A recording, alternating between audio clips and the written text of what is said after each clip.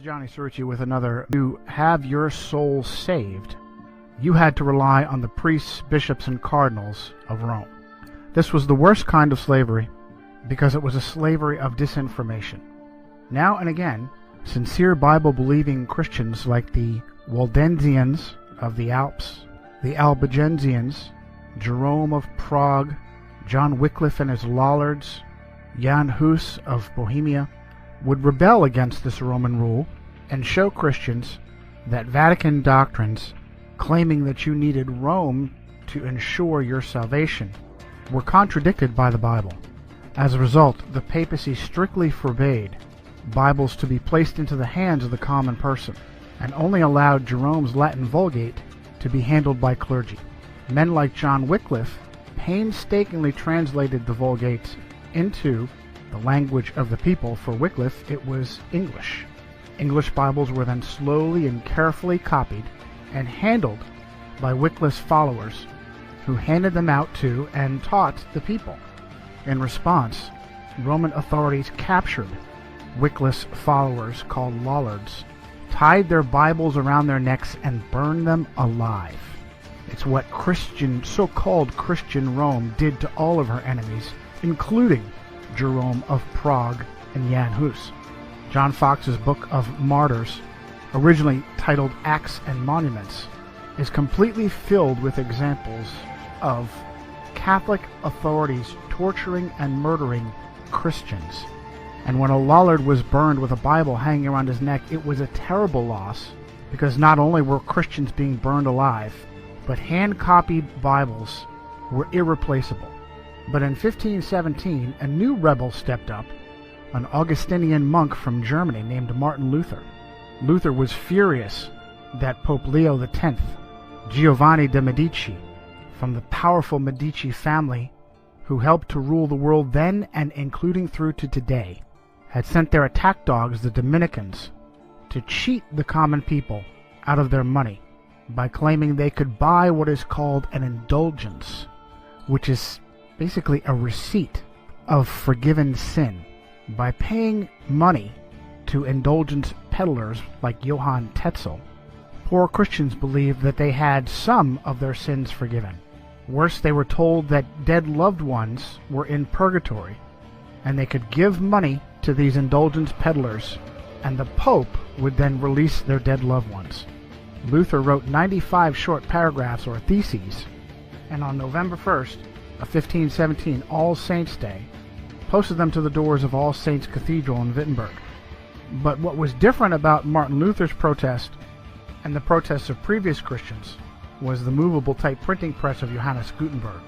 The 95 theses were translated and replicated by the Gutenberg press and spread like wildfire.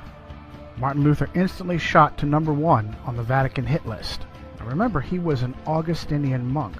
But that didn't matter. He was waking people up and freeing them from the Roman chains, and for that he needed to be stopped.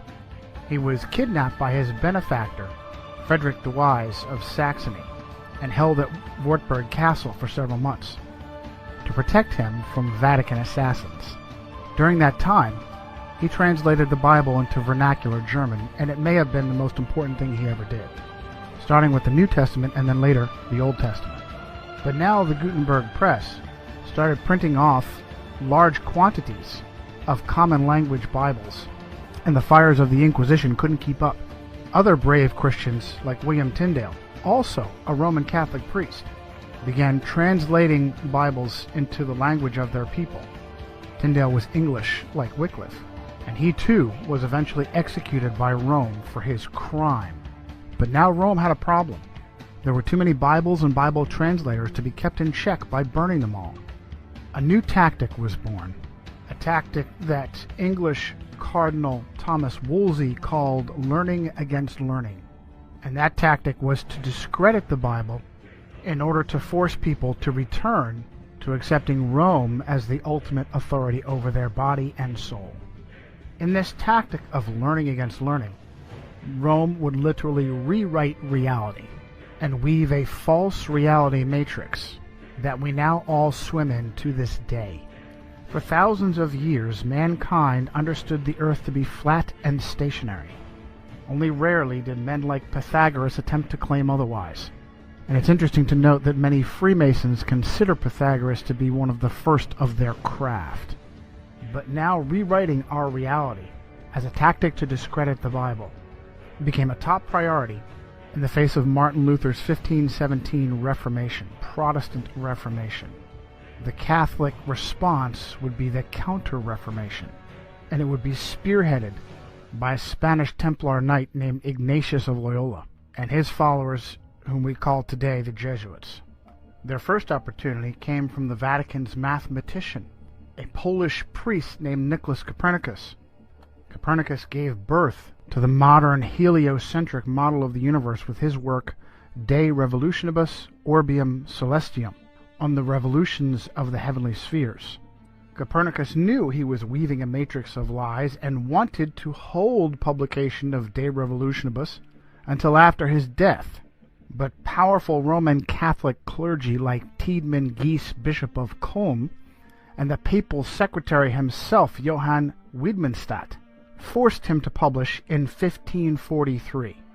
The facts that Catholic clergy forced Copernicus to publish, or that Copernicus was the Vatican mathematician, or that he received his doctorate in canon law from Bologna University. Canon law are the precepts by which Rome governs nations. Adam Weishaupt was a doctor in canon law. Or that he was a Roman Catholic priest. These have all been swept under the carpet. But Copernicus never married, and even the Catholic Encyclopedia had to note that in 1537 King Sigismund of Poland put Copernicus's name on the list of 4 candidates for the vacant episcopal seat of Ermland, which makes it probable that at least in later life he had entered the priesthood. Also swept under the carpet has been the timing of the publication of De Revolutionibus, right on the heels of Martin Luther's Protestant Reformation. And if that's not clear enough for you, how about this? A Vatican agent named Georg Joachim Redicus, who was originally born Georg de Porus, had insinuated himself into the Luther Reformation and was in Wittenberg when he left to become a close student of Copernicus.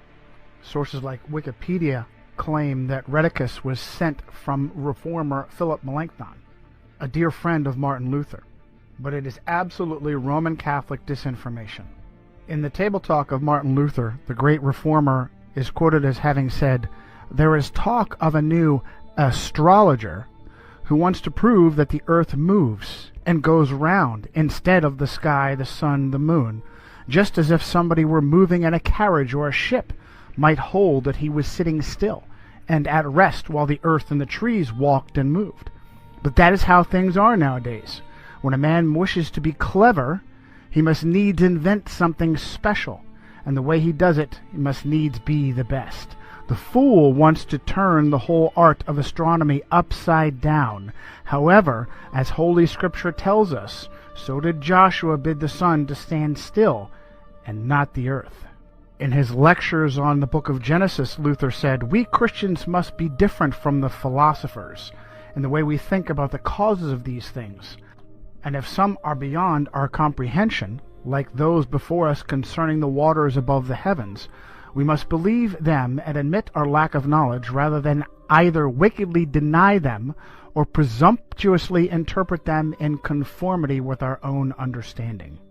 The great reformer Jean Calvin, also known as John Calvin, called Copernicus a dreamer who has a spirit of bitterness and contradiction. Reprove everything and prevent the order of nature. We will see some who are so deranged, Calvin said, not only in religion, but who in all things reveal their monstrous nature, that they will say that the sun does not move, and that it is the earth which shifts and turns. When we see such minds, we must indeed confess that the devil possesses them, and that God sets them before us as mirrors in order to keep us in his fear. So it is with all who argue out of pure malice, and that happily make a show of their imprudence. When they are told this is hot, they will reply, "No, it is plainly cold." When they are shown an object is black, they will say, "No, it is white," and vice versa. Just like the man who said that the snow is black, for although it is perceived and known all to be white, yet he clearly wished to contradict the fact. And so it is that they are madmen who try to change the natural order and even to dazzle eyes and benumb the senses. Do you think Calvin knew how the Freemasons were used by the Jesuits? When they are shown an object as black, they will say it is white. We're talking about our government here. No, we're talking about a crime, Bill, pure and simple. Y'all gotta start thinking on a different level, like the CIA does. Now, we're through the looking glass here, people. White is black, and black is white. Very quickly, Rome jumped upon this new model of the universe, and Jesuits like Christopher Clavius used Copernicus and his work to fabricate the Gregorian calendar, the calendar we all use. Rightly did the prophet Daniel say in chapter 7, verse 23, that during his vision a being standing near him said, "The fourth beast shall be a fourth kingdom on the earth, which shall be different from all other kingdoms, and shall devour the whole earth, trample it, and break it into pieces. The 10 horns are 10 kings who shall rise from this kingdom, and another shall rise after them. He shall be different from the first ones, and shall subdue 3 kings. He shall speak pompous words against the Most High, shall persecute the saints of the Most High, and intend to change times and laws. And the saints shall be given into his hand for a time." Very quickly did Rome and papal agents like the Jesuits begin to push this new cosmology. She took over astronomy and either pushed out or killed off anyone who contradicted the idea that the Earth was a globe spinning in space and revolving around the sun. Even those that met her halfway didn't keep her happy, and she dealt with them as well. Teague Ottenson Brahe, whose nickname was Tycho, accepted the idea that the Earth was a globe spinning in space, but still believed that his own observations and data proved that the Earth was the center of the solar system and not the sun. This is known as geocentrism. Tycho wanted to follow in the steps of Martin Luther and studied at the University of Wittenberg, but was forced out by the plague. Brahe's life appeared to be frequently in danger, and in 1566 he lost a large portion of his nose in a duel. He was 20 years old at the time. He later died under mysterious circumstances at the very young age of 54. One of those who claimed it was simply an illness, a bladder infection contracted during a banquet in Prague, was his understudy Johannes Kepler. Kepler was a German astronomer and supposedly a Lutheran, yet he had an intimate relationship with Jesuits. In 1597, Archduke Franz Ferdinand II of Austria banished all Protestants, good Roman Catholic that he was, and Kepler fled to Hungary. But the Jesuits intervened and convinced Ferdinand to allow him to return. Kepler grew up with a Jesuit uncle under the same roof of their house in Wilderstadt. Uncle Sidaldus was a Jesuit astrologer who also kept a wife. Upon the unexpected death of Tycho Brahe, Holy Roman Emperor Rudolf II immediately promoted Kepler to replace him as imperial mathematician, and Kepler very quickly went to work, rewriting all of Brahe's observations to be interpreted as heliocentric and not geocentric.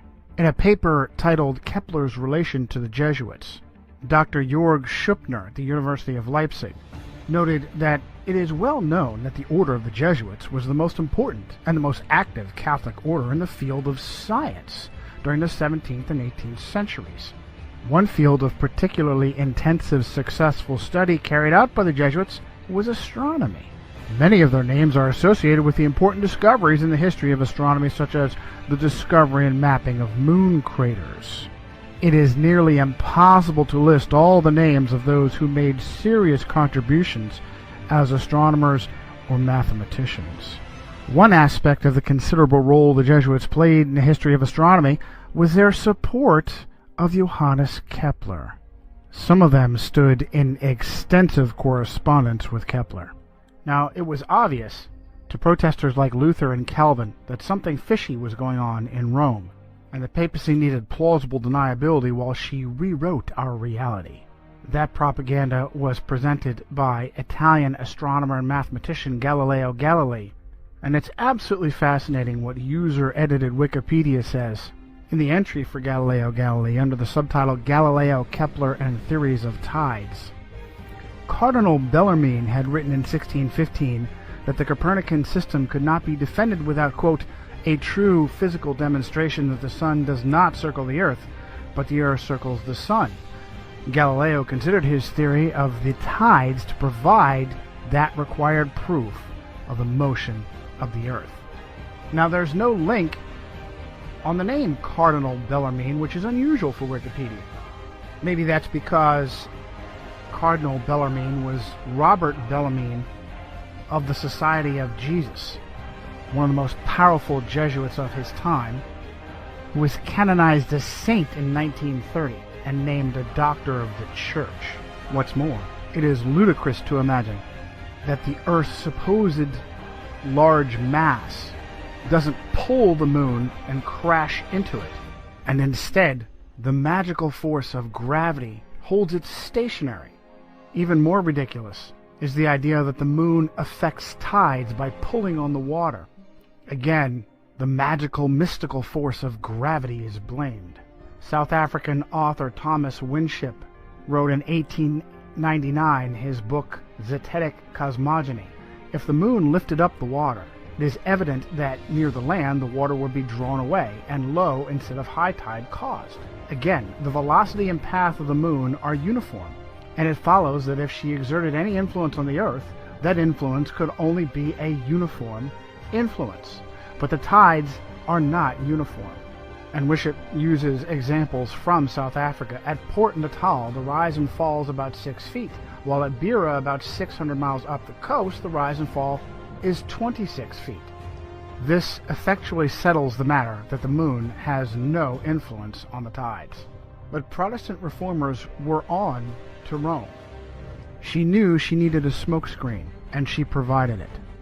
Suddenly, history was rewritten, and rather than pushing with her own agents, like Copernicus, Kepler, Galileo, and others, to rewrite our cosmology, suddenly the papacy was a defender of the flat earth. Well, just look what they did to poor Galileo. Let's do.